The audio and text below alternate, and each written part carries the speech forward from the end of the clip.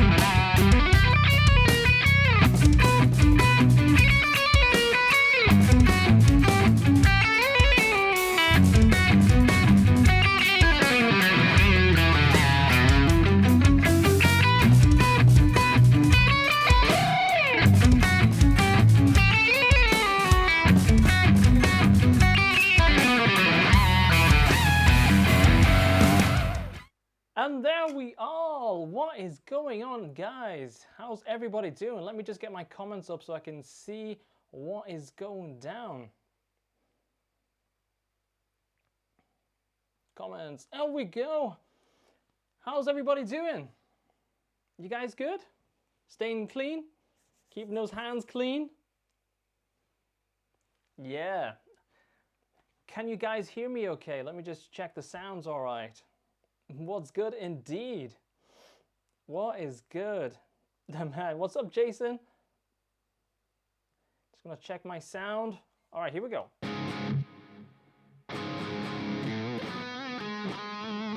Hey, Graham. Yeah, good to see you, man. Well, I've got my cup of tea. I've got a guitar. I've got you guys. So I thought it would be a great opportunity to break down a track called New Beginnings. Now, New Beginnings, boy, it's a very tricky track, let me tell you. Cool. Let me get a couple of thumbs up if the sound's all good for you guys. You Q, oh, Q Go, that's a cool name. I like that.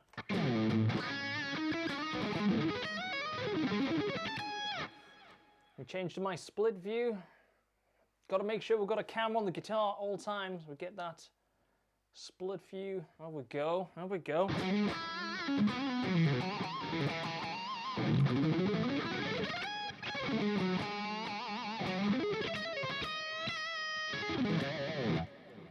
It's good? We've got thumbs up. All right. So I don't think we should waste a lot of time. I think we should just go straight in with the track. But before we do that, let me just jump onto a clean sound. Hey, Harlan, how's it going, buddy? Now, as I mentioned, this track basically, let me go to the front. It all started with just a riff, a real simple riff. Now, I don't know if you guys saw the recent how to make sort of beautiful chords and stuff like that lesson, and there's a specific part in that song where literally just, I think it's what is used on the social post, so it's about 4 or 5 posts ago on Instagram, and there's a specific part which just goes between F, G, and A. Now, another thing, the strings on this guitar are absolutely dead, but then when I posted the preview video sort of picture, I was like, I have the same top on, I might as well grab the same guitar. So if this guitar completely goes like out of tune and stuff, I'm gonna dump it over to the Osiris. Man, you just woke up? Yeah, because you're in Indonesia. You're the other end of the world. Well, very far away from me anyway. Back on track. So basically, there was a section in that chord video which explains how to take 3 really simple chords and kind of spice them up and add an extra sort of dimension. Hello, John. Now, New Beginnings, believe it or not, has a similar approach. So I'm going to change views and I'm going to show you how the idea came about. So, the track itself is in B minor. I love B minor because just doing this, man, I could just chug all day. And hi to Hawaii, thanks for tuning in. So, before I do the playthrough, I'm going to show you kind of how it came about. So, like the 3 chords that we kind of dealt with in the other lesson about clean stuff, New Beginnings basically goes from a progression of like G to A to B. Yo, Nick, thanks for joining, bud.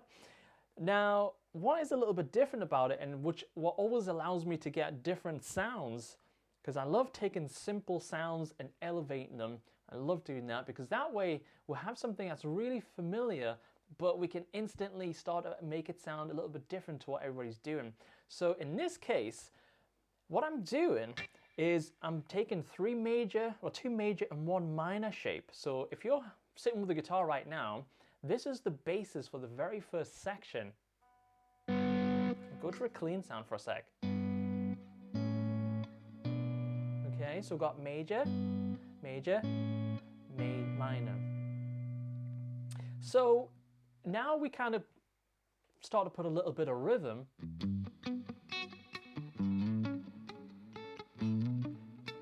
You know, it's that kind of vibe. Now that's not exactly the notes, but that is exactly the same is the major, major, minor. So to take something like that and then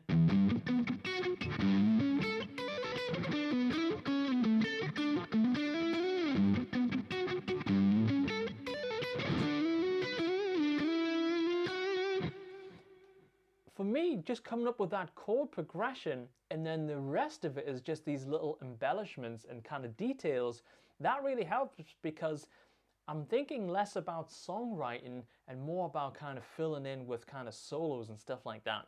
So once we have that chord progression, using our 2nd and 3rd fingers, because a lot of people will naturally want to default to that because we play chords often like this.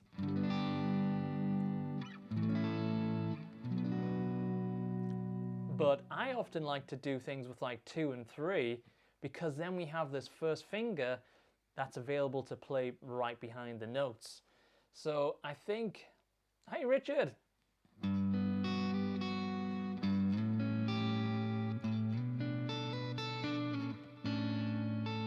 Straight away, as soon as I start playing 2nd and 3rd up top as opposed to 1st up top like that, which would be a lot of the default way you'd want to approach it, then instantly that opens many, many doors for me. Now it's one of those habits that you kind of have to break, but getting the 3rd and second finger up on that bass note as opposed to defaulting all the time to the first, that is a good starting point for a lot of good things to happen. So what I'll try and do is, this is the first time I've actually played today, so if I just flip back to the front cam, I'm going to play it through live, and it'll be full of mistakes, no doubt, because I literally have just been running around plugging stuff in and getting everything kind of ready to go. Major roots, really 3 simple chords is what the main sort of riff is based around, and the rest of it is just little melody embellishments to really kind of fill it out with some question answers and stuff. So it's all about taking something that is pretty simple and then kind of raising it up. Now I'm going to drink some tea before it gets cold. Yo, all right. So let me do the playthrough. And let me tell you, it will be full of mistakes, and I purposefully on this track leave lots of sections free in the sense that I learned the bulk of it, but then the little ad-lib bits, the improv, those are the bits that I kind of love. I love improvising and adding new stuff on the fly, and I think I live for those kind of moments, you know, reacting, and, you know, every time you play it, you might do a certain bit a little bit different. So I purposefully leave little sort of sections where I don't truly learn it exactly like the record, and that is something that I love, because that sort of fly by the seat of your pants is just such a fun feeling.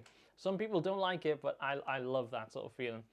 So absolutely, Jax. What I'll do is, I think we have Gareth on the account as well today. So at the end, we'll do a Q&A, and then we can go through and get all of these questions answered. And maybe Gareth could actually WhatsApp the questions over to me, and that way I'll not miss any of you guys' important questions. So let me roll the track, and we'll see how bad it's going to sound, eh? Don't forget, you will have exactly this backing track. So if you haven't already received the link, you should have it. Just go download it, and you should be all good. So I'm going to flip this camera down to a different view. I'm going to launch on this one so you guys get 2 views. Maybe that one of the right hand and that one on the kind of left. Yeah, all right. I'm going to kill the mic for a second, and we'll just run through it. Let's do this. Because then you'll hear me screaming as I make all the bum notes, right?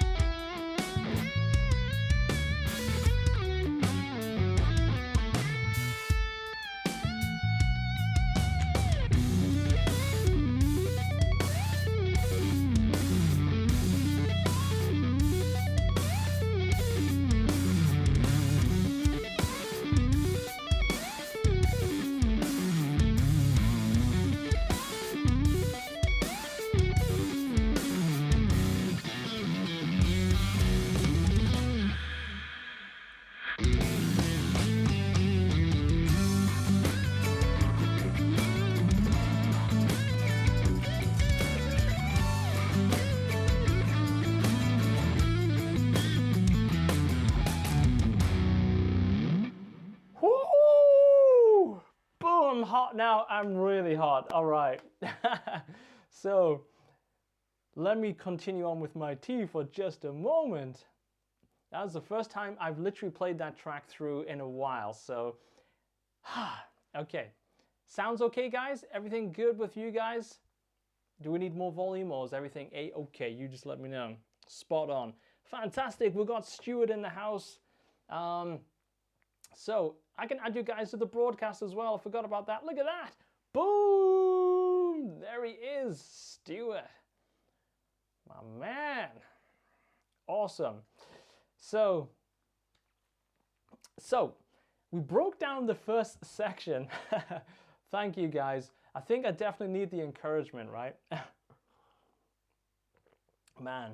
So, you know, going back to like some of the earlier lessons that's on the site, one lesson in particular kind of deals with nerves, those kind of everything shutting down syndromes, you know, the guitar store syndrome, the playing on stage, you know. So if you guys suffer from that, where you get in a situation where the pressure's on and you just got to do something, but then everything goes boom, tunnel vision, there's a great lesson that's on the site that kind of deals exactly with that.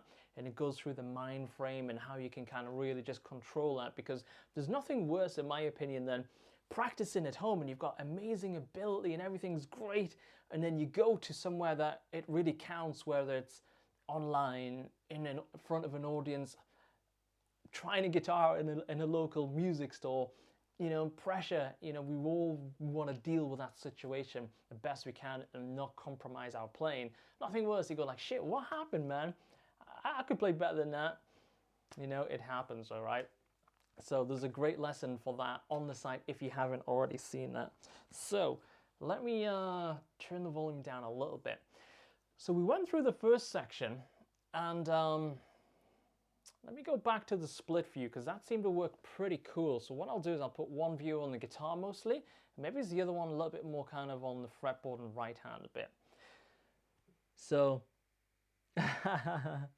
right now, actually, I'm not using a Neural DSP plugin. I'm actually using the plugin Alliance Friedman, because the sound that I used on the record, which was a fractal, it was a fractal plexi sound, and I love plexi sounds, and the reason I love plexi sound is they have that really spongy, saturated but not overly distorted characteristic. So you hear how sort of spongy that sounds?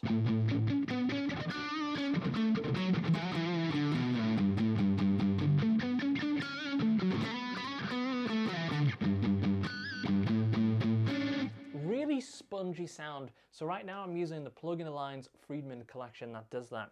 So that's a great point, because this track doesn't use a lot of gain because it's really heavily picked. So Nicholas, that question I'll definitely put on the stream.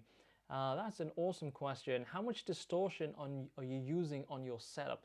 So right now, if I was to chug on a chord,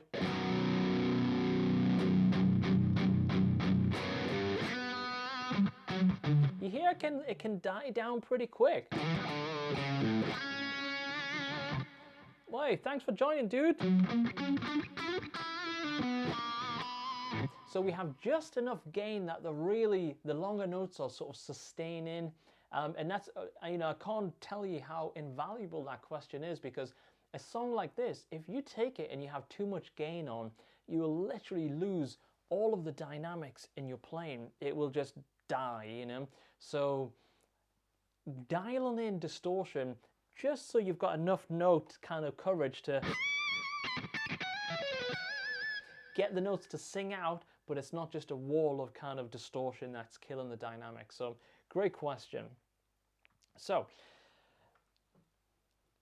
as we break down the song, we've got basically, let me switch that around and that around. We have this section, which is the kind of main verse section. Now, doing that, again, it's something I love to do. What I'm going to do is I'm going to keep pointing out all the little tips now as I go through the song, because there's lots of little things in this song that the way you fret things, it's all gonna lead to interesting things when you're playing. So that right away to me is a really interesting and fun way, because doing pentatonics, remember we're in B, so the root note is right here. Again, instead of defaulting to putting our first finger on that root note of the pentatonic, we're going with the second finger and the fourth. Now, I can tell you right away, going from second to fourth, it's not going to feel natural at first, but like doing chords starting with a second, it often leads to some really cool things. In this case, I really like the sound of that, as opposed to has a totally different sound. And that's something I'll always look out for. Do I prefer the sound of this string versus this string? And I'll often spend time relearning licks for a better sound or a more snappier sound. So in the case of high E versus B, the high E string has a little bit more kind of bite, it's a little bit snappier, so I prefer that sound. And not to mention, if we do this, it just suits it. I just like it a lot more. So, all right, so let's keep pushing through it. So you've done this. I'm going to turn the gate down a little bit because I still have it a little bit on kind of gentist mode here. There we go, a little bit more.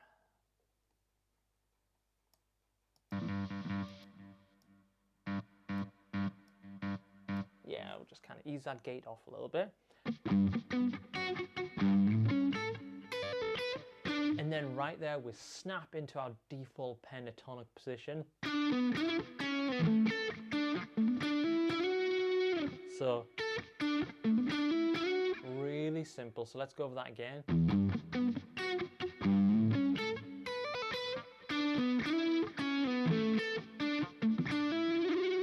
So, all of that kind of default pentatonic stuff. Repeat it.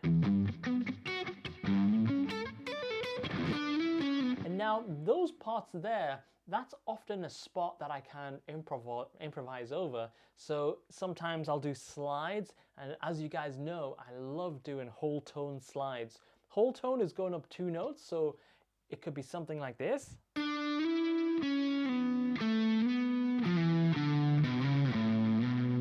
So you'll hear that type of playing a lot in the McRock and Hut stuff.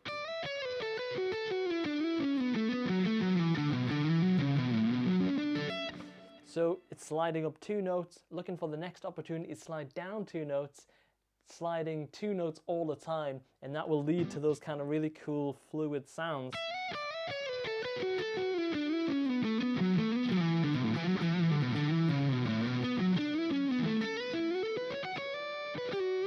Etc. So really, really fun sort of sound. So those kind of spots between often are a great point that I really like to kind of improvise. Really going for that muted sound as well, so our right hand is right on those strings in the bridge. If we didn't really mute the sound, you know, it just doesn't have the same vibe. So lowish gain, muted sound. And then it goes to the next section, which is kind of verse 2, if you like, which is a big slide up. So the notes for that section is the F sharp to the G, and then 3rd string, the G string, to the B, A to the B. So we're going F sharp to the G, A to the B. And then we slide up to that G on the 12th fret. So let's try that now if you guys are sitting with a guitar. Now, props if you have a trem, because that's a time that you can really go for that flutter. Sometimes I'll just bash the bridge. Yeah, do that flutter. Yeah, I'll definitely get that signal chain on the rest of the questions in a bit. It's really simple, actually, right now. It's just literally hitting the software, bit of reverb and delay, and that's it. A little noise gate after the amp, and that is it. So we've got that section, but then it kind of gets into something a little bit more interesting with bigger intervals.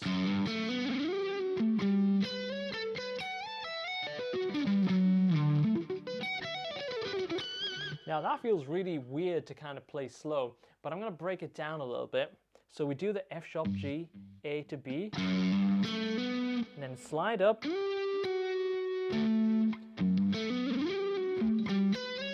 So we then go third to the first finger on the 10th fret A string.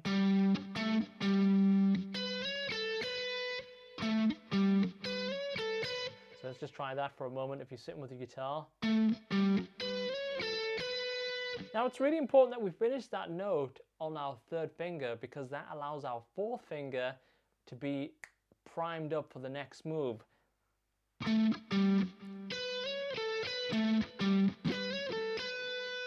Because the next note that's coming starts on the high E, 14th fret, and it's that F sharp note. So let's try that. Slide up to that A note.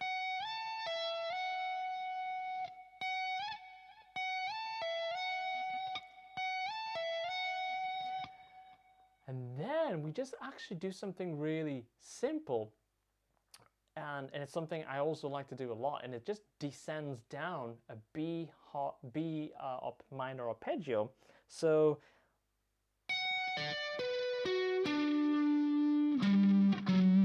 except right at the last second, instead of going to the B like that,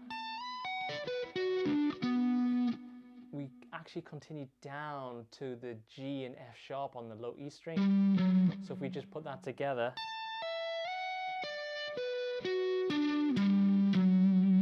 now how I descend down my arpeggios, I'll tell you, is I go 1, 2, 3. Let me jump on a clean for this. And then I cross the second over. So just try that. So 1, 2, 3, 2, and then cross the third over again. So put that together. Now, the reason I like doing it that way is, to me, often when I'm playing arpeggios up high, if I was to go like this, you know, I really kind of feel like this third is banging into that major sounding note. Really difficult. I don't suffer as much going down, but I'll just play you a minor arpeggio as fast as I can with a bar, and then I'll do it in the crossing method, and you'll hear how much cleaner it'll sound. So I'm going to do it first, fast as I can, with the bar.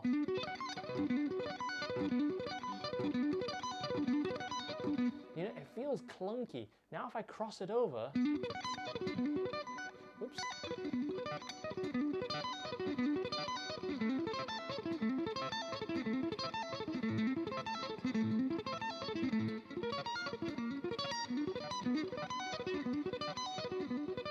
Try it with some gain.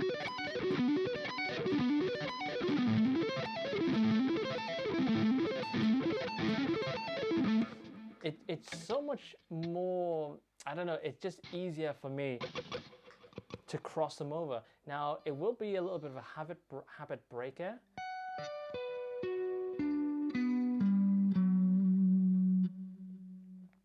That's okay. We have a great sweep lesson on the site. If you get 5 minutes, dude, head to the site and check out the earlier lesson. It's on sweeping, and it really shows you kind of through the right hands.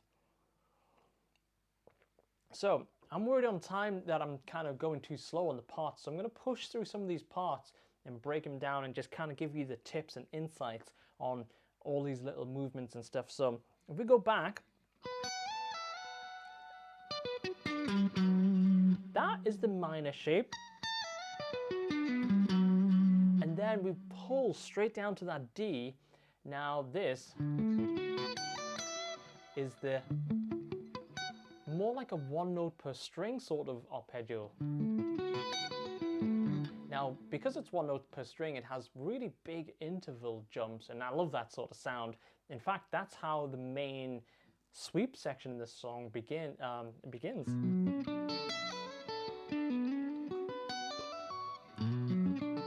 With that one note per string sound. So we're going to continue just finishing that last section off.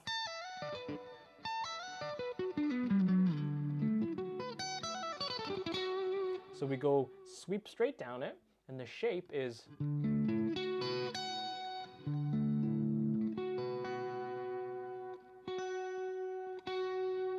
check my tuning. These old strings, remember, so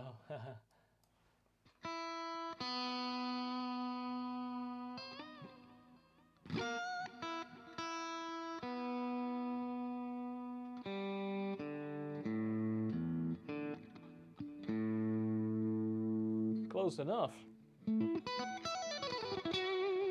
So we go for that one note per string, and then back into that more kind of more like a pentatonic minor sound.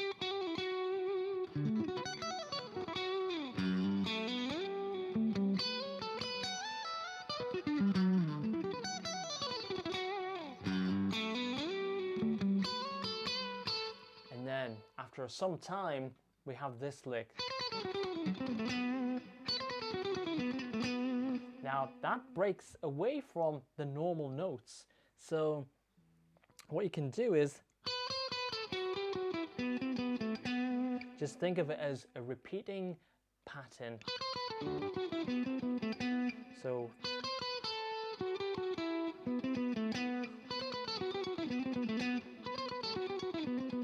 now the right hand is something to really pay attention to when you're doing that alternate picking and you're jumping across strings, because just realize that you're going to start every one on a downstroke. Now if you're going to practice that, I would put an accent on the first note of each note to practice. So you hear that accent on the beginning? That really, really helps. So now the next section is a bit of a tongue twister. And I say section, it's actually part of the same sort of complete section, but a lot of the times when I write these things, I'll have all these little kind of riffs and licks that I really kind of think at some point they'll work together, and then I kind of pull them out of the back pocket and go, oh, remember that thing, that little lick? Let's put that together with this lick and we'll come up with something really cool by stringing them all together. So don't be afraid if you kind of have like lots of little interesting things like just that, because we can put that together with the other part later on, and suddenly we have. Now that is a bit of a tongue twister, but I'm going to do it slowly and you guys will be able to slow this down and watch it back later.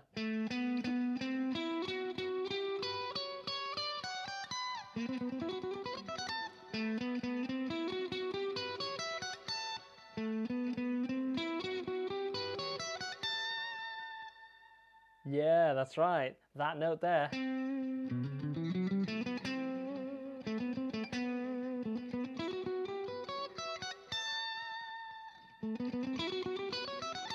So that is that section, and then it riffs into the kind of real, and that kind of gives us our release, because to that point we've had really lots of intricate picking, and then we kind of smack into that chord. You'll notice the chord sounds a bit kind of gnarly and bitey and almost feisty, and that is the, you know, if you've seen some of the lessons, obviously that's a sample that we use on a lot of the sort of clips as well, so you probably have heard that a bunch of times. So we hit that chord. Now to make it sound really exciting and fat, instead of doing the power chord like this, I always extend the fourth below.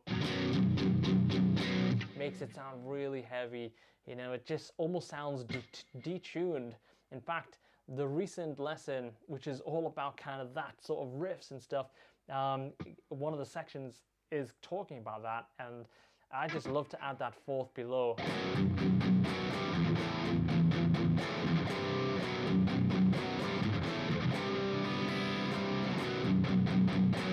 Just bang. And it doesn't really cause any trouble for bassists and stuff like that, because often the fourth below is a very neutral sounding note, so the bass player can just play away and do his normal thing. So we hit that chord, and then we go open.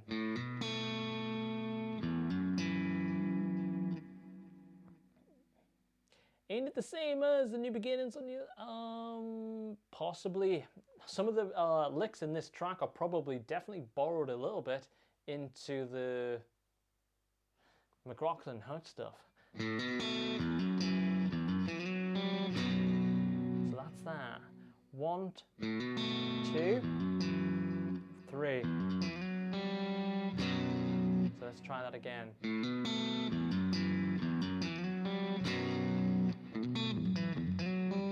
Now with the right hand, traditionally when I first started playing this, I would always just pick it. But more recently, I tend to use my fingers to pluck the open G. So I'll go, and then pluck the D.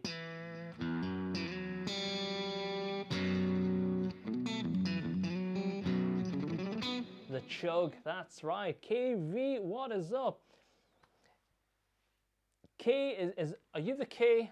You've got an alternation on your name, you've got a different variation on your name. Are you the man that won the Apex preamp?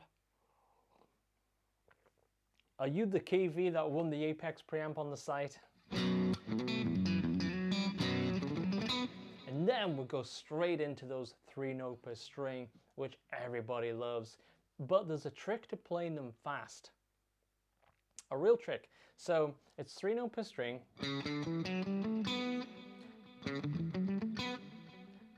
1, 2, 3, 1, 2, 3, smack with that final downstroke. Now, some people feel more comfortable starting on an upstroke. Yes, you are. Some people prefer to start down or prefer to start on a downstroke. And then that just depends if you like inside or outside picking. Now, we've got a lesson that's coming really soon that if you're not familiar with inside or outside picking, that lesson really goes into the details of the benefits of both types of picking. And you might find with one type of picking, it suddenly gets you playing 20–30% more efficiently, but you just weren't aware of the differences. And once you become aware of it, it's like, oh shit, I've just got like this speed boost. It's like, you know, when you get like the flower in Mario and suddenly you're like spitting fire. Once you come to the realization that you might have a preference for inside or outside picking, it's like that powerful. So stay tuned for that lesson coming soon. I think that's going to be a good one. Hutch is actually going to do a cool lesson actually on that. Slant picking, all different picking angles, because it's something that I do a lot. And lights on, exactly, Graham. Yeah, it's a great thing once that you kind of get that discovered. But in this case, we're going to start on a downstroke, so that would be outside picking.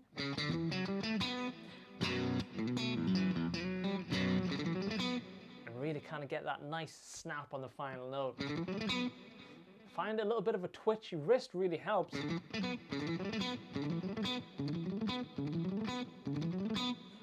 Mario, exactly. That's right, Harlan.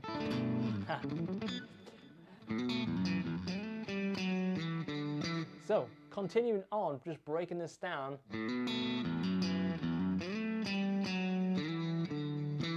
So that's kind of a repeat of the second time, but a little bit more of an answer.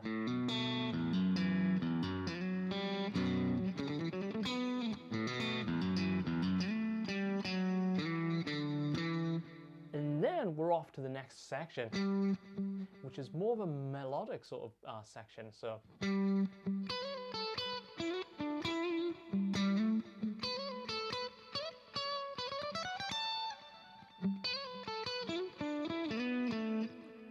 Then that is the time that I normally improvise. So if I just play that up to speed, some hybrid picking indeed. Oops, give me some gain.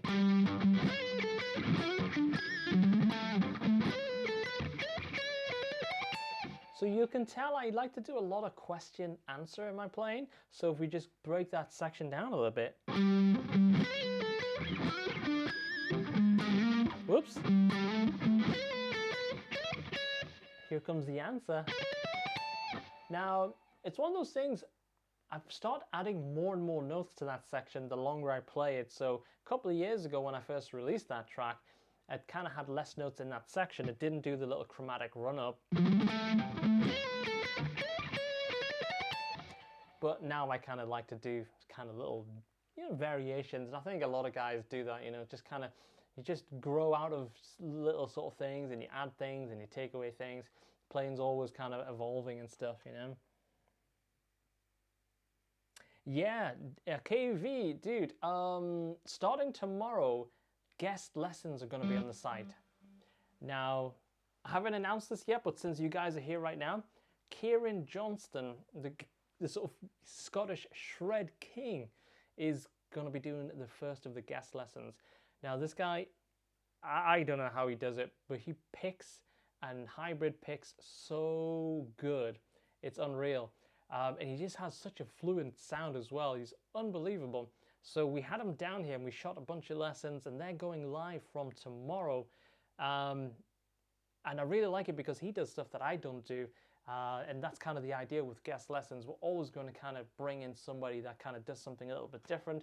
And he's just the sickest player as well. So really cool to start off with him. But he does some really cool hybrid licks with breakdowns as well. So stay tuned for that one. That's going to be just really cool. So let me crack on with this track. Yeah, let me jump to that question at the end, Martin, because I have loads of tips for spicing up chords. It's what I love to do, right? So, hey, you're welcome.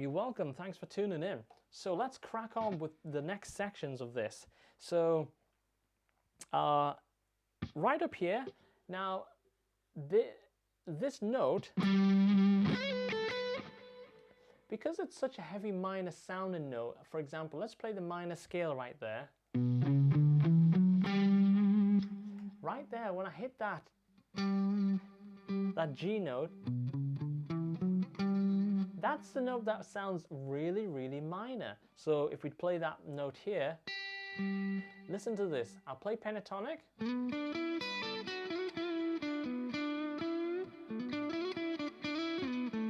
Sounds very pentatonic.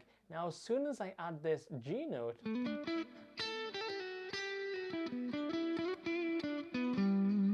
it really sounds very minor. So the fact that this next section starts off with that note kind of, to me, is a good way of introducing another type of sound to the track, because so far, if you think back, we've been playing on the G to the A to the B. It's kind of very root notey of the keys that we're in. It's not deviating too far away from it. Even the next section, we're still around that G. So we have these kind of real kind of pentatonic vibes so far, even though the notes between those kind of riffs are less pentatonic. Now when we shift sections, we introduce the riff starting on a really minor sounding note of the key that we're in.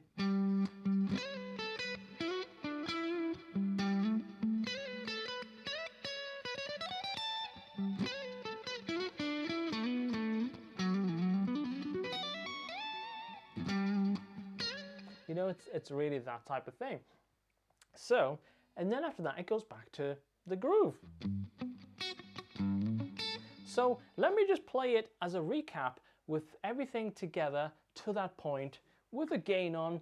And now that we've broken it down a little bit, when we listen to those sections, we'll be able to identify a little bit what's going on.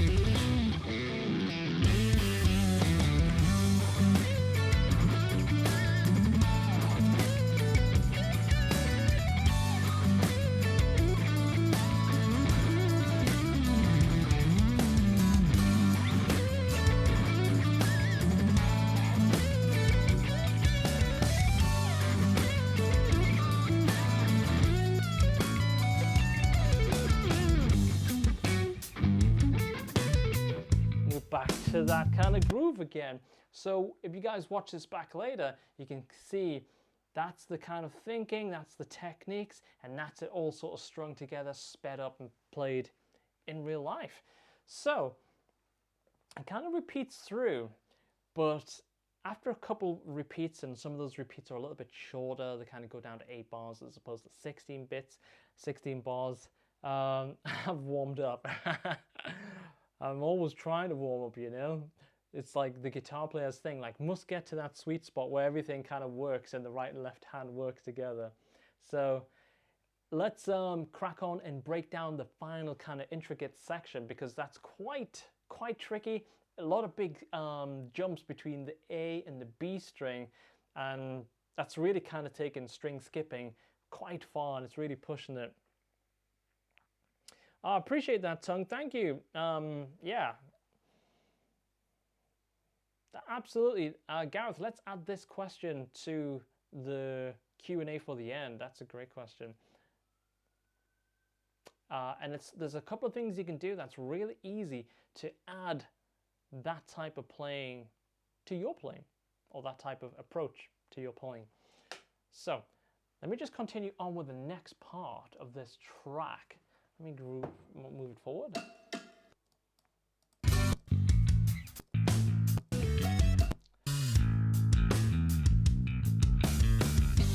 Okay, here we go.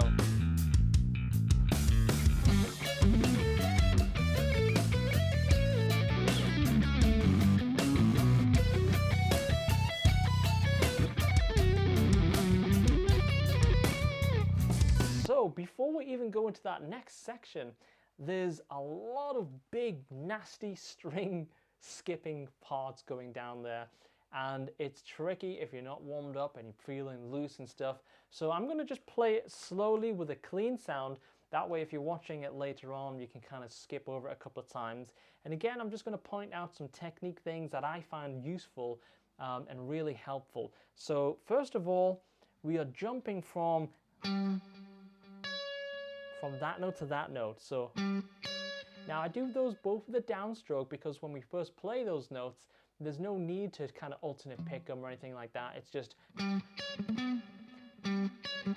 it just jumps back and forwards. So no real need to do anything crazy at that point. So that's the opening sequence.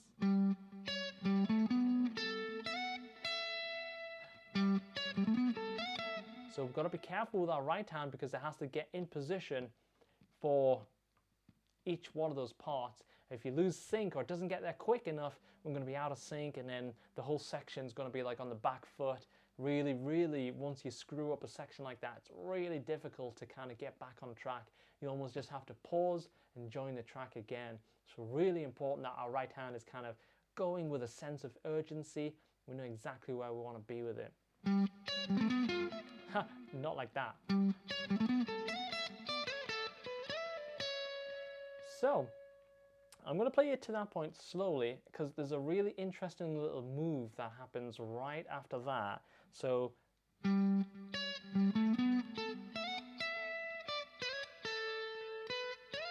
oops.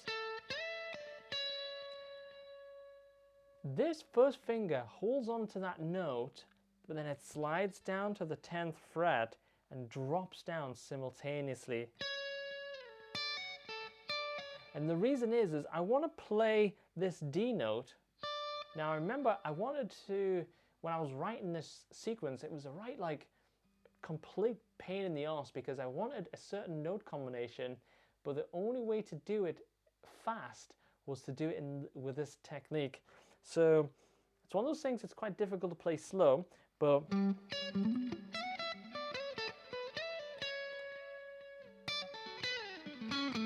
so if I play that with gain, you'll hear it.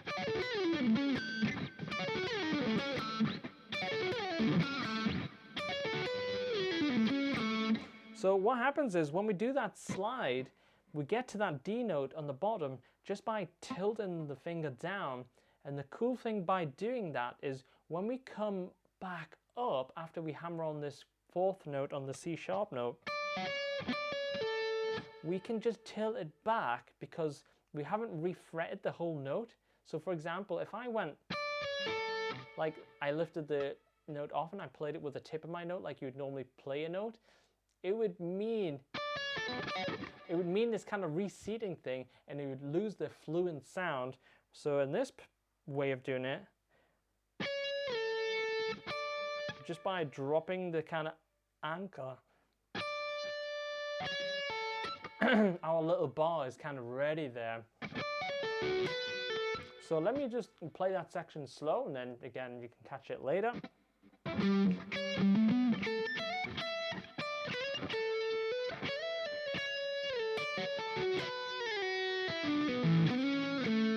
So once we do, so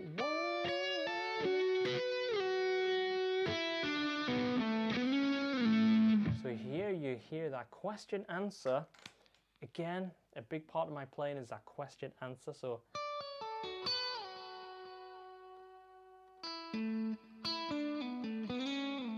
go from the 3, 1, 3, slide with the first.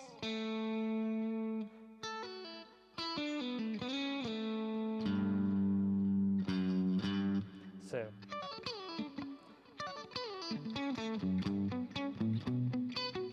now that section, it's a real pain in the backside as well. So I'm going to just play it again at pace, and then you guys can have a slower version of it as well.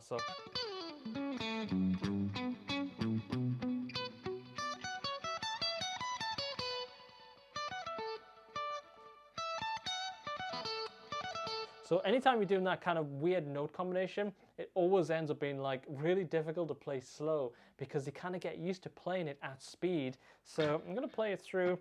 And one other thing I do when I do that note combination, I actually fret that note there with this part of my hand.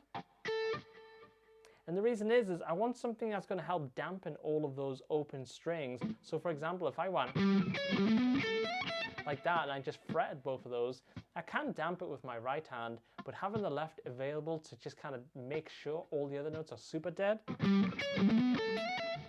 it really kind of adds to that really kind of tight sound for that second. See, when I play that kind of note on the B string,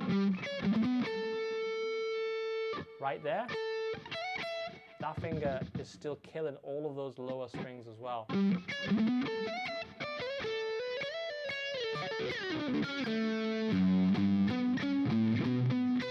So we have B octave, 3 octaves.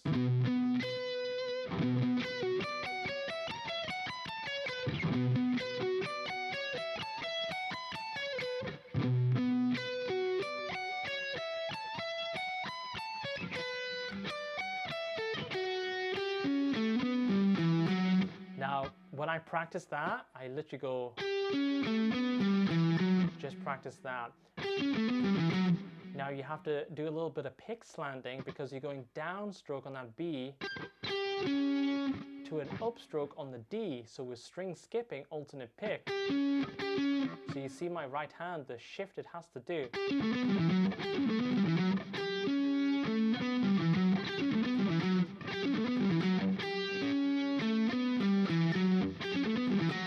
So always be aware, kind of what the right hand needs to do, because the right hand helping out will lead to so many better possibilities for note picking, because with a little shift in angle, we can open up other options.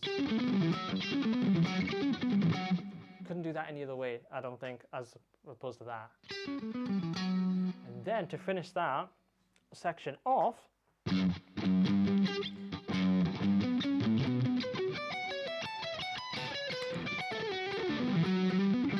we have this little arpeggio.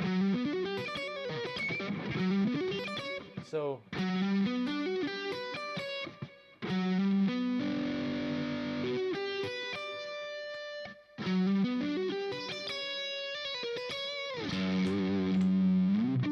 and then we go to some more root sort of notes of the keys, back into that sort of vibe. So playing a minor chord broken up.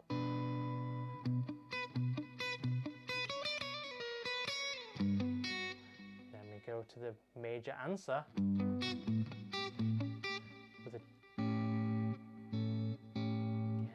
change that sound up a little bit with that.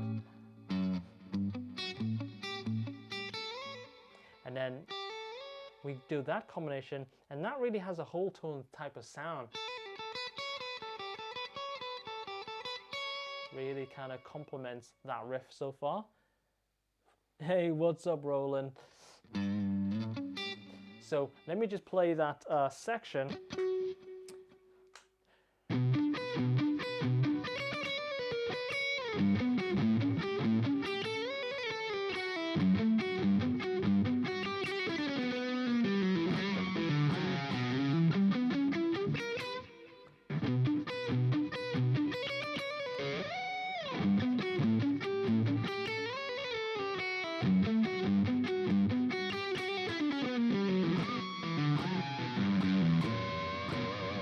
So it's all about the accents and delivery on that section.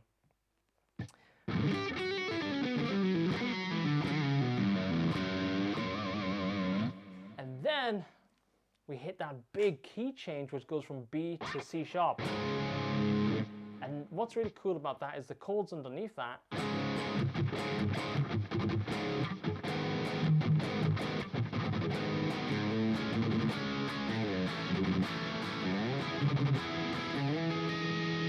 It continues the theme that we have been doing throughout the song, but just with a different approach. It's really kind of staccato and deadened.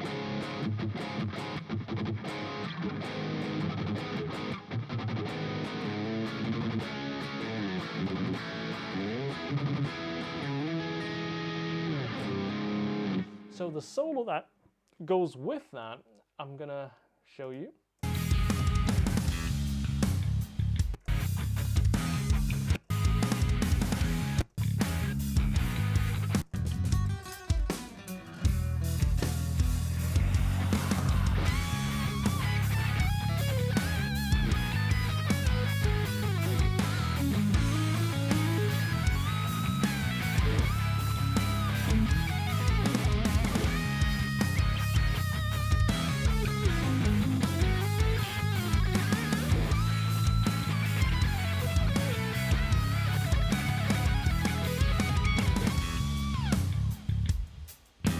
So I'm just going to play that through once. There's so many little bits in that. Hopefully, if you get a chance to watch it back, if I play it at 2 different speeds, that should be enough, because it's a lot of kind of minor stuff in that, but there's a lot of kind of extra little notes which are just something I do a lot, adding chromatics, sharp flats, other notes.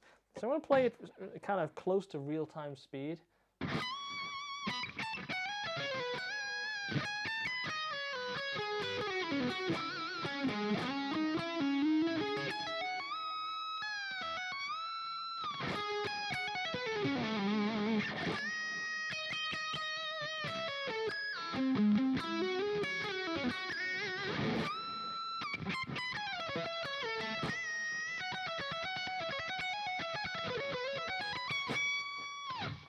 So very slow.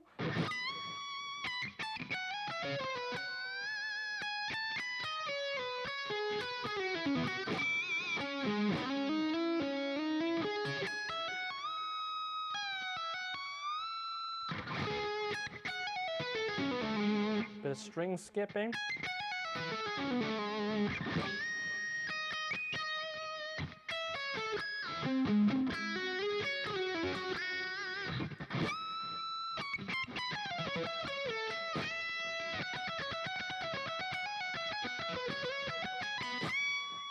Bit interesting about that is that's hitting that note twice.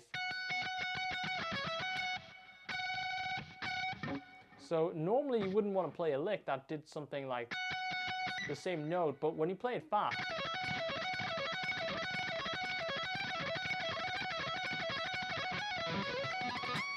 it has a really interesting sound because effectively it's playing the same note.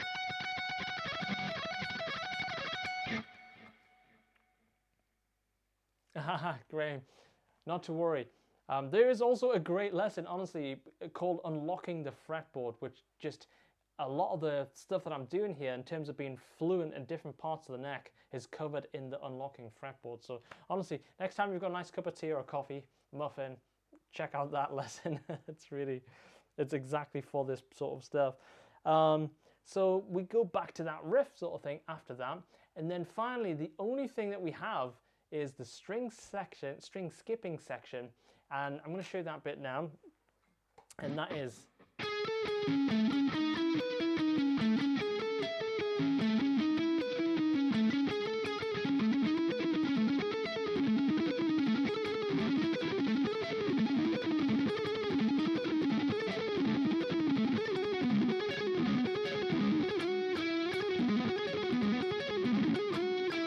So two different sections. Now that I'm warmed up, that string skipping is so much easier than the first time I played it through. The first time I played it through, I was alternating the finger positions to give me the fastest chance of playing it, because playing it over and over and over with like the same fingering was like burning it out. So just to play it slowly for you guys watching it back.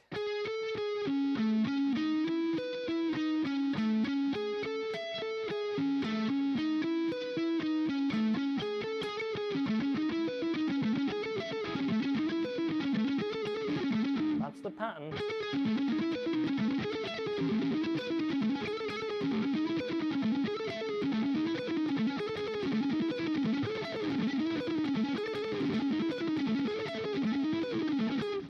Lots of different picking angles kind of subtly taking place there to get over the strings, and then we shift it down.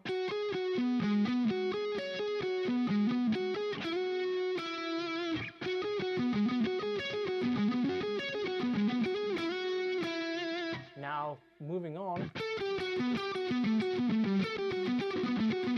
Now, this is like those old patterns from back in the day when you used to go like this. All of that sort of stuff, where you basically go down a number of notes and then you come back.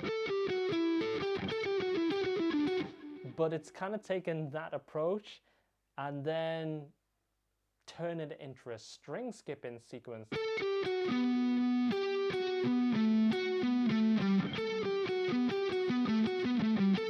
Now, if you're feeling tired when you're playing that, you can hammer that fourth finger on. You see? Just hammer it on. If you really kind of feeling fire, you can go for the full alternate pick version.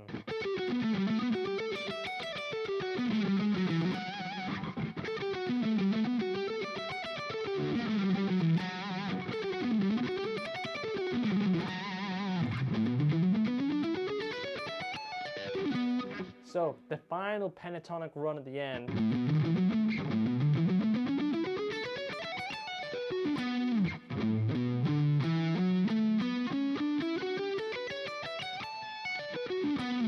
Now, I love playing pentatonics across the fretboard like that,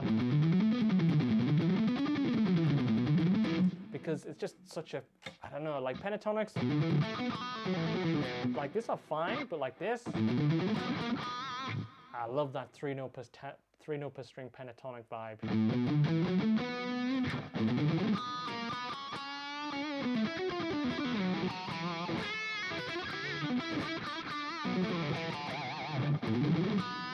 So love that sound. So it actually includes the, but when we go to the D and G string, it switches to minor.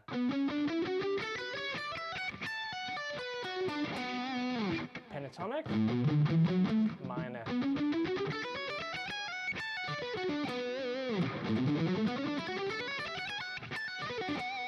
And then finally, the very last part of the track is the one note per string starting sweep section, which is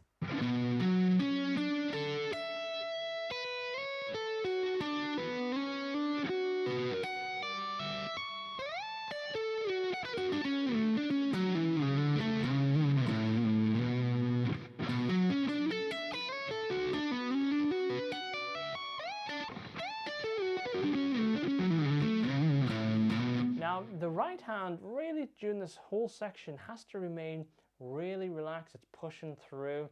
We don't want any stress, and it's a really tricky section to play, but you want to get to the point where it's just about the dynamics and the slides and the detail, as opposed to like, oh, it's really difficult. So you can practice the stretch bit, because that is the hardest bit. This bit here, think of it as 2 chords. 1, 2, 3, 1, 3, 4, 1, 3, 4, 1, 3, 4. Now let's sweep that up and down. So if you're practicing this later, you can go.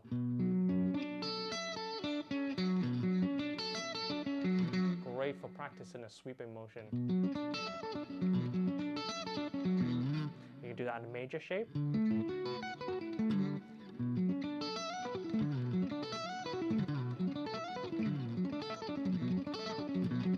Now it's always more difficult to do 1 note per string sweeps like that, but great to have it in this sort of repertoire.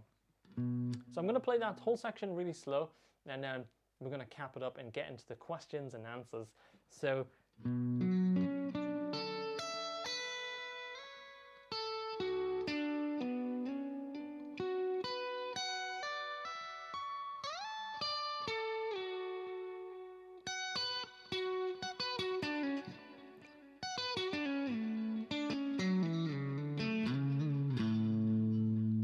repeat.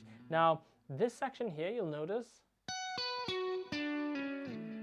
we do the same technique as what we did earlier in the track. We've fretted this note on the D string, and when we go to the G string, we just simply drop it down, because we're going to need that D note in a second. So instead of refretting like this, we just drop it.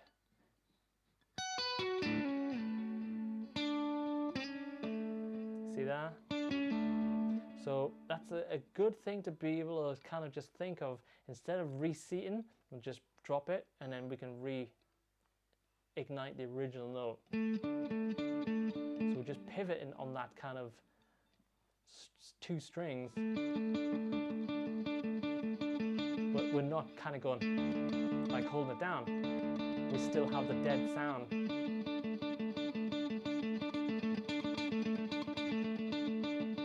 Great technique.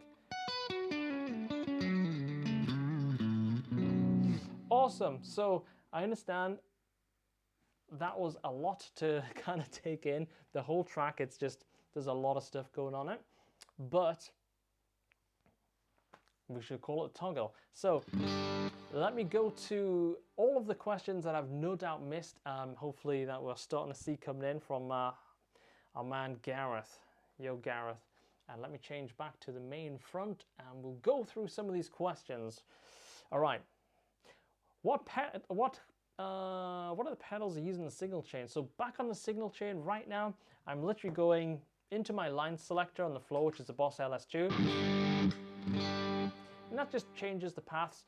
Both inputs go into the audio interface, into Ableton. And right now on my main gain channel, we have the Friedman BE100. Love that. Right before the signal is the noise gate, which is just the default Ableton noise gate. You can see that I was previously using the Neural DSP Omega, but for this particular track it's not in use. And the reason is I really like the Plugin Alliance Friedman. It's a plexi-like spongy gain amp, great sounding plugin. And then after that I just have a delay and a reverb, and that is it. Apart from my EQ, EQ's not doing a lot, but if you think about it, one mistake that people use with software amp sims is they leave them like massive full frequencies. A real amp in a real room with a 10 or 12 inch cab, it doesn't have this huge frequency. It maybe rolls off at like 150 hertz on the bottom end, goes up to about 7 or 8 kilohertz on the top. So that's what that is doing. You can see that slope and the slope, that's killing some of those unwanted frequencies. Little dip in the lower mids, little dip in the high mids, just to kill some of those digital sounding sort of stuff. Plugin Alliance stuff doesn't really suffer from that. So let's move on. How should you hold a pick? Yeah, that's a good question, and that is covered in some of the lessons, because how should you hold a pick? It's like it really depends on what you're doing at the time. But as a general rule, let me just go to my hand cam. As a general rule, that's how I'm holding it most of the time. So we've got just enough pick coming out, and I'm using the Dunlop Flow, and we've just got enough pick coming out of the hand that we can make precise sort of fencing movements across the strings.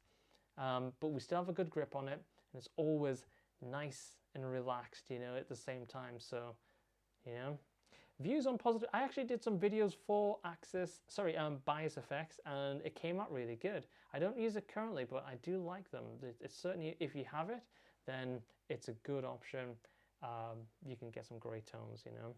Tips on spicing chords up. So for me, you know, changing the way that you play chords that you're already familiar with is a great way of starting with that one. So whether it's taking an F sharp minor and deconstructing it a little bit, and say, right, I'm not going to play it like that. I'm going to literally play these notes. So I'm not going to play the F sharp on the top. I'm going to just play these notes and kind of leave the rest of the chord intact. And I love kind of just moving one note around to vary it.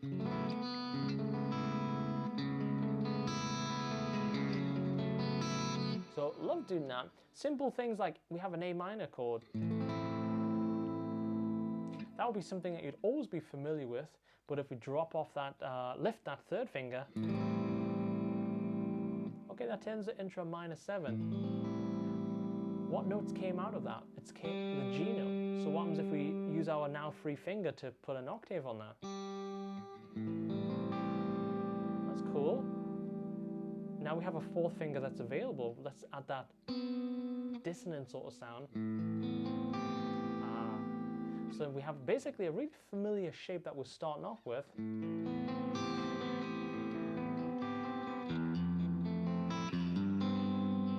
But we're able to kind of spice it up, if you like, just by removing and adding other notes.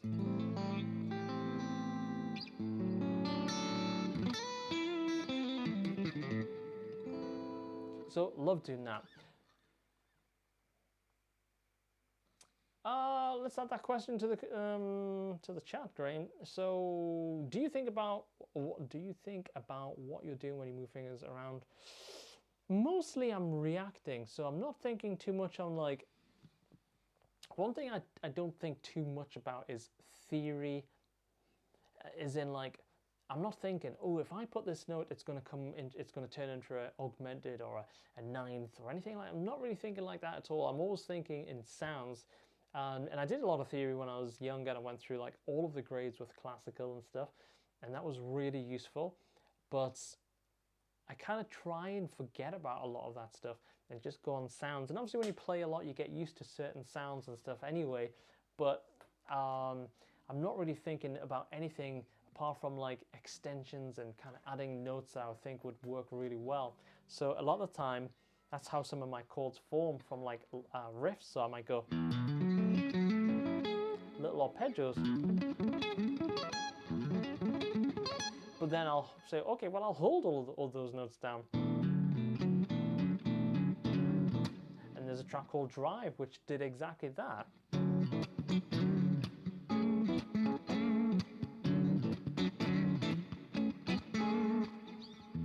You know, so it's kind of, it's a little bit of a mix-up of like just kind of adding extra notes and different kind of details to existing chords, but also just continuously reusing different fingers and refretting fingers as well. So yeah, super. So let's crack on, because there's a few questions to go through. Have you ever tried playing left-handed? Nobody likes that feeling. I have, just for the fun, but I couldn't do it. I'm not like sort of ambidextrous or anything like that. But feel more comfortable playing left, so I can play both ways. Well, good on you for being able to play both ways. I can't. I don't want to even try that. So what I love about your playing is you have extremely good rhythm. Even your solo lines, it's very rhythmic. Can you, talk about your development of this? Absolutely. So that is a great question, because I remember distinctively when I decided to start playing like this, and it was about 2016, 2017. It was not long after I returned to playing guitar after a massive break from guitar playing. When I was a younger kid playing, I used to play with a lot of gain on, a fair amount of gain. You know, I'd have a Marshall, I'd have an overdrive in front of it, and there was a lot more gain than I play on these days. And then I took, you know, a huge amount of time off from playing and returned to the guitar in 2016. And I started playing, and then I kind of went to my old ways initially and was fine. And then I was like, ugh, I just didn't like the direction my playing was heading in. It wasn't sounding exciting or fresh or different. I was like, okay, so I'm loving playing again. That's great. But I want this different sound. And I always loved rap music, you know, hip hop and rap. It's like my favorite genre of music.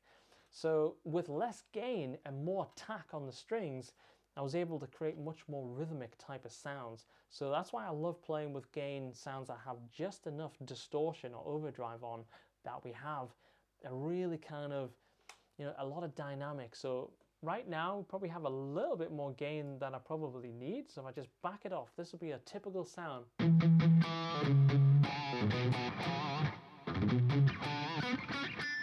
So I can really lay hard into some notes.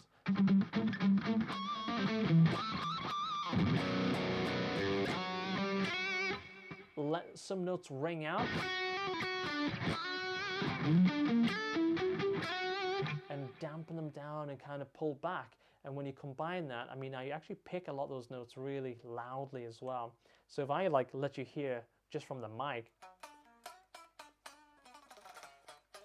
you know, there's a lot of string noise. The guitar's making a lot of noise. It's doing its thing, and it's being pushed. And that is pushing the amp, whether it's software or hardware, and that's giving us that kind of dynamics, you know? So I'm not really kind of like farsing around with like the pleck and I'm really smacking, rah, going hard. So also phrasing. Phrasing is a great opportunity to kind of deliver different things, you know. I often think of my melodies as vocal lines, and that helps a lot as well. Bad for good, I don't know about that. I mean, everybody's busy, but the good thing is everybody in Bad for Good is now in contact and talking to each other. 2 or 3 years ago, that wasn't a thing. So who knows what the future holds, right? Do you have to be fluent, confident enough about your technique in order to write some gnarly stuff? Yeah, whole point of the question, whether I should do... it's a funny one, right? I think technique definitely gives you more options. So for me, I wanted to be better at picking. I knew straight away, like in 2016, 2017, right? I really want to be better at picking. And if I wasn't really better at picking, there's no way on earth I'd be able to play any of New Beginnings, because that relies heavily on picking. And I'd go to say, even riffing hard, you know, simple stuff like...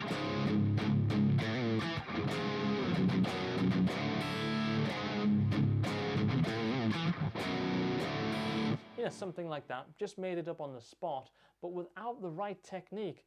You know, when do you let the chords ring out? When do you pull that note, the chord back? When do you dampen? When do you pluck an open E string?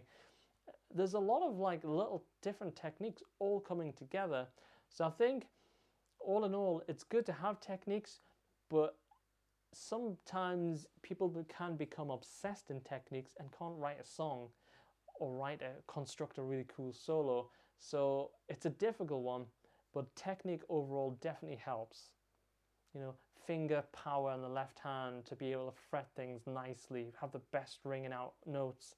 All of that stuff requires technique, but you know, you can write a great song, probably the best song in the world with very little technique.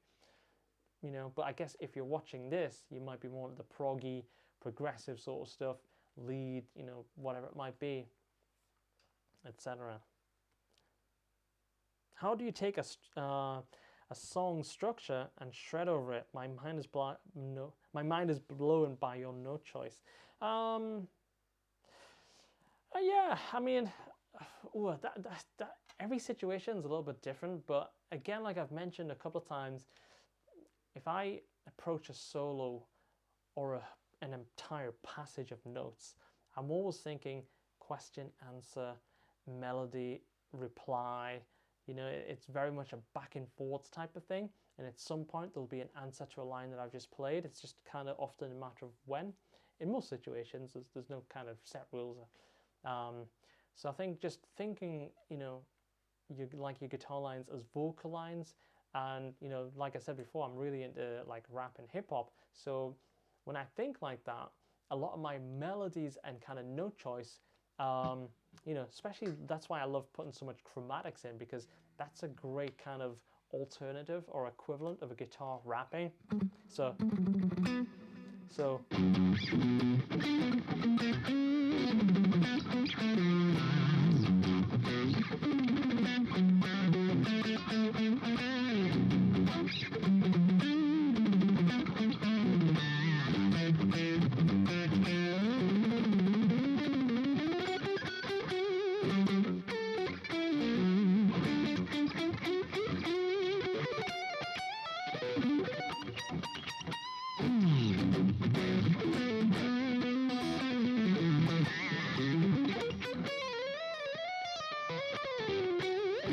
you know, just freestyling all the time and reacting to the previous line all the time.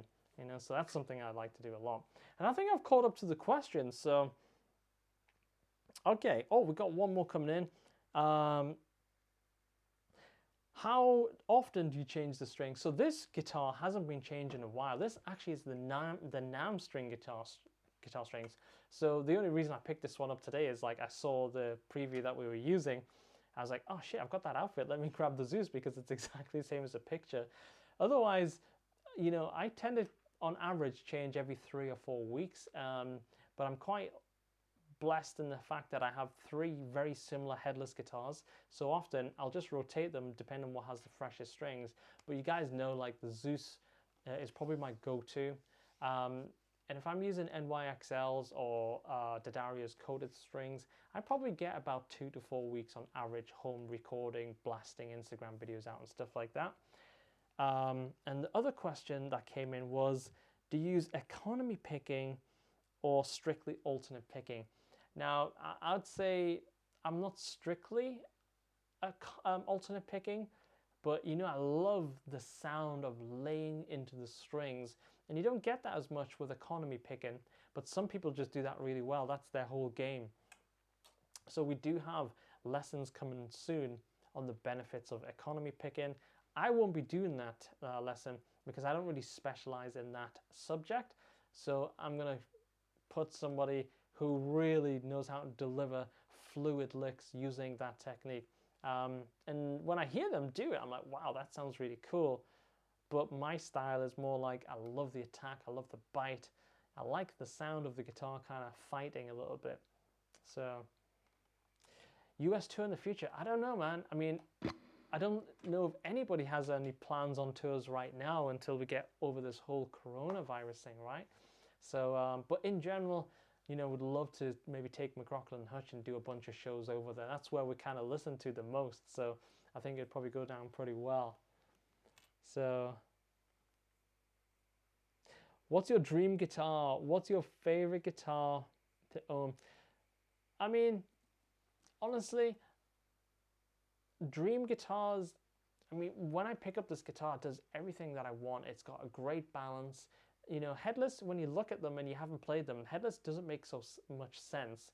But the moment you pick up a headless guitar and you put it down on your knee, then suddenly you forgive the lack of headstock, and then the lack of the headstock then grows on you. You know, I remember when I first picked up a Strandberg when I went to NAMM in like 2017.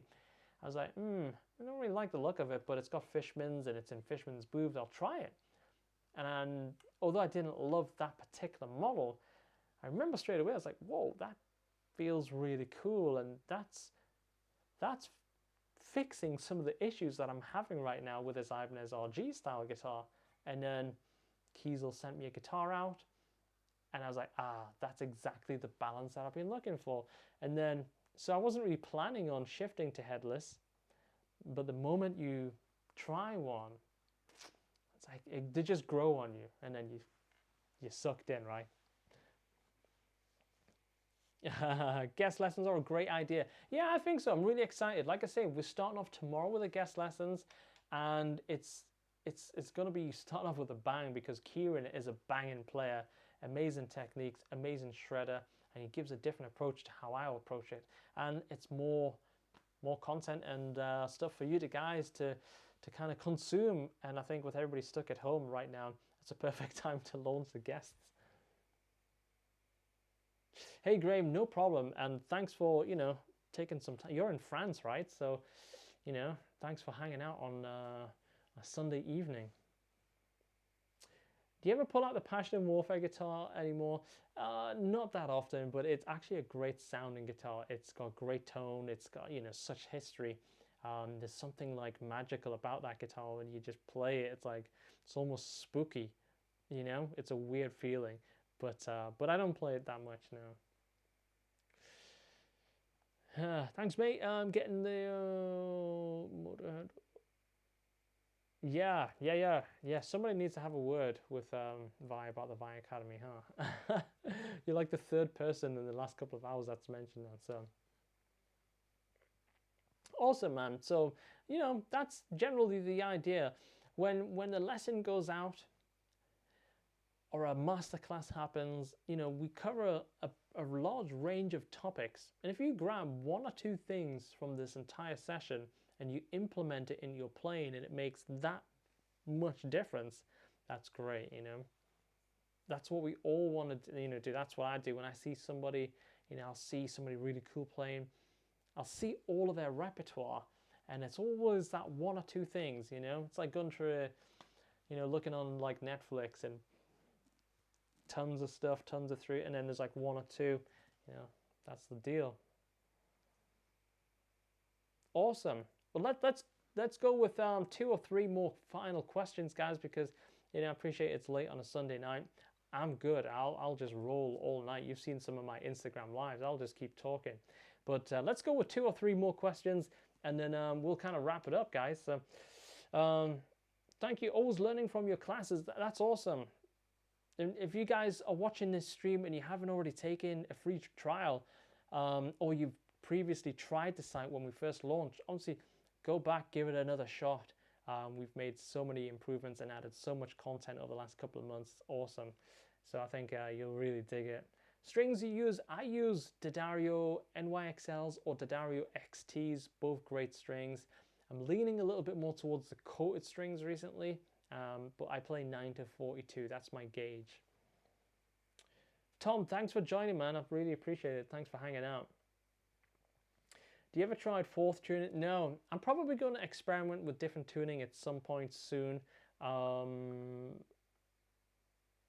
say that. I'm like 440. Just, when I want different sounds, I go to the fingers and do the different sounds like that. But I appreciate some people, especially with acoustics, can make some amazing stuff when they are tuning in certain tunings.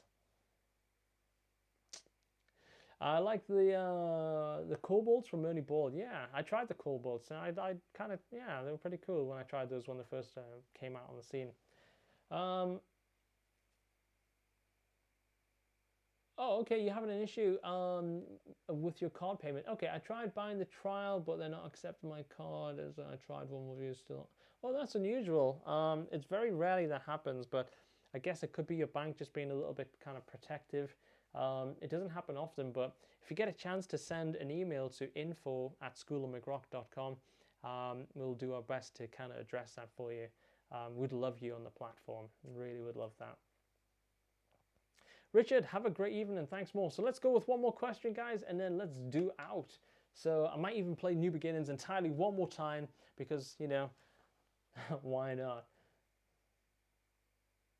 Oh, okay. Well, we will make a note of that, dude, and we'll come right back. So you're learning so much from the Q&A. That's awesome. Thank you, mate. Appreciate that. I only use one tuning, which is standard tuning. Regular 440. Favorite songs of yours to play? I'm probably going to go with Square Dreams. It's tricky. It's always going through different parts and stuff, but I just find like the groove to start with. kind of gets me loosened up. And then when I go to the chords, it's kind of ramping up. And then suddenly the track changes and then we go.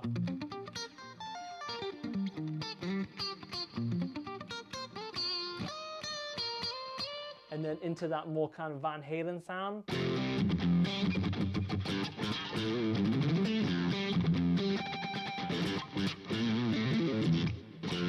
You know, it's just got so much happening and you have to be really on your toes. But that's my favorite track to play.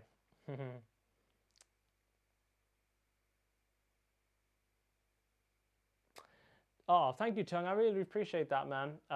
You know, we're always trying to get better. So with that said, I'm going to jam the track out one more time.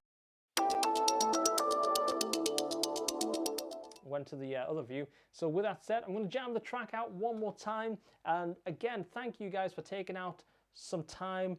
I hope you stay safe and your families stay safe and you keep those hands clean. If you've got any questions, DM me over on Instagram. Any questions about the platform, the lessons, anything you want to know, just give me a shout on Instagram at McRockland, and I'll be more than happy to answer any of your questions. And again, thanks for hanging out, guys. It really is very cool, and I hope you've picked up a couple of things today. And we'll figure out a way that we can get this saved so you guys can watch it later on, and it'll be cool. So with that said, I'm going to play the track out, and I will catch you guys very soon.